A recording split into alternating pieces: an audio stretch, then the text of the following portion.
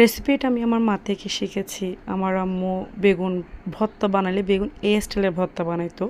প্রায় সময় যখনই আম্মু বেগুন ভর্তা বানায় এভাবেই বানায়।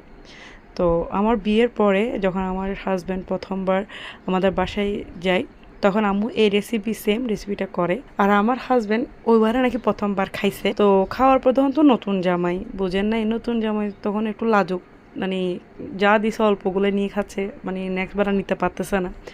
আমার বিয়ের পর যখন আমি শ্বশুরবাড়ি আসছে আমাকে বলতেছে, মানে আমি যদি তোমাদের বাসায় গেছিলাম বিয়ের পরে, ওখানে একটা রেসিপি করছিল আম্মু, বেগুন সম্ভবত এটা বেগুন দিয়ে করছে, কিন্তু বুঝতেছি এটা কী জিনিস, এতটা টেস্ট, এত মজা।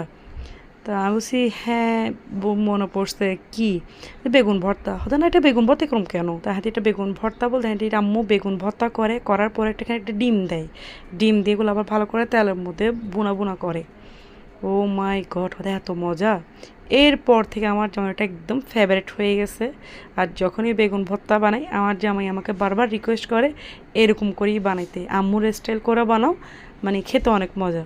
আপনারাও বাসায় ট্রাই করবেন, এই স্টাইলে বেগুন ভর্তা বাসায় বানানো যায়, একদম নিমিষে ভাত শেষ, সে লেভেলের টেস্ট।